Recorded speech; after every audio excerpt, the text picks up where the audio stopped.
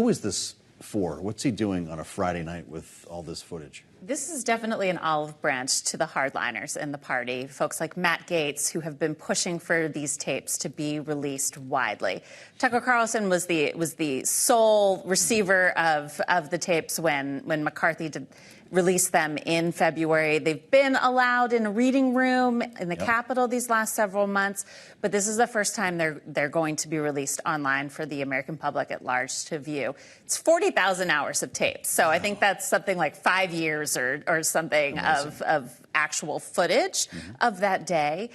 So I don't know that anybody will actually watch it from beginning to end, but it'll be there for folks to consume. You know, Joe, what I'm really curious about when it comes to this footage is this at any potential a national security concern, given the fact that the U.S. is going to have all of this footage from a number of cameras around the U.S. Capitol? But I have been out on the West Coast, but there's been a lot more drama happening in Washington, D.C. And, Jack, I need to ask you about Congressman George Santos. This is Long Island, Queens District. Does the 3rd District in New York now get a special election? Is that what we are heading towards here?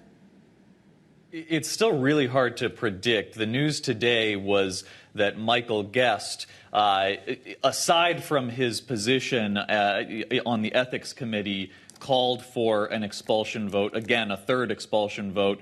And the committee put out a report from an investigative subcommittee with a lot of detail substantiating complaints about Congressman Santos. It's hard to even get into all of it, but, the blatant misuse of campaign funds was a phrase they used.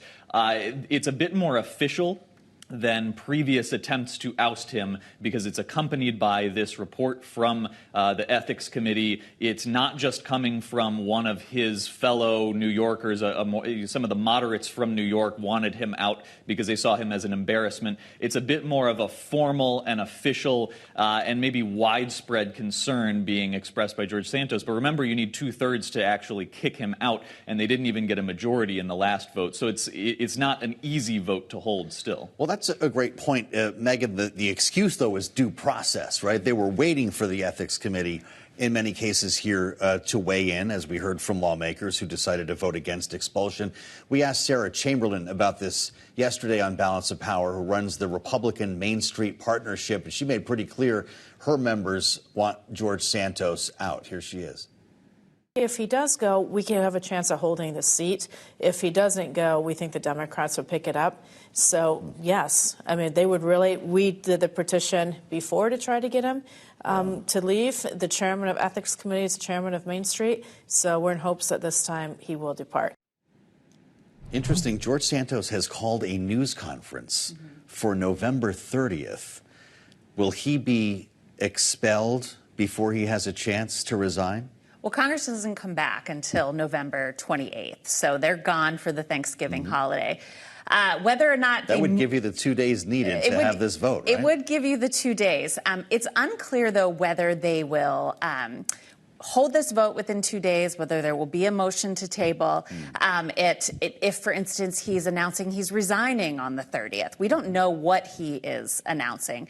I think if you are Speaker Johnson, that might be the route that you're hoping he takes, because then you're not putting members up for a difficult vote. However, as you mentioned as well, the due process, the report, the ethics report, was eye-popping. $4,500 for Hermes and honeymoon in Vegas and Botox treatments. Love it. And what members are saying is this is just so egregious that we don't even need to wait for a conviction. Okay, so we need to wait to see what happens with Mr. Santos, and that potentially can change the numbers in the House of Representatives and an even slimmer majority for the Republicans. But, Jack, speaking of all the lawmakers going home for Thanksgiving, when they come back, they have a very long to-do list. And I know part of what the president is focused on, especially given he was focused on foreign policy here at the APEC summit, is making sure that they are sending aid to the national security partners around the world, whether that be Taiwan, Israel, Ukraine.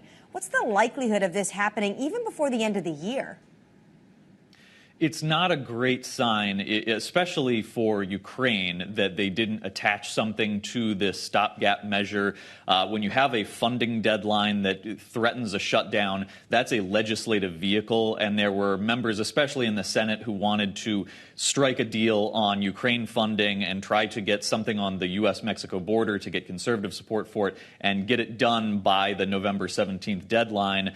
I've asked supporters, people like Chris Coons in the Senate, Shelley Moore Capito, can you pass something like that on its own, or did it need to be attached to something else that's bigger? They're still banking on the fact that if they can strike a deal tying together Ukraine and border measures, and then it would be a bit more easy to add on Israel and Taiwan, it is strong enough to go on its own. But it's still contingent on a bipartisan border deal. It's very, very difficult. And the fact that they couldn't do it this month is not a great sign.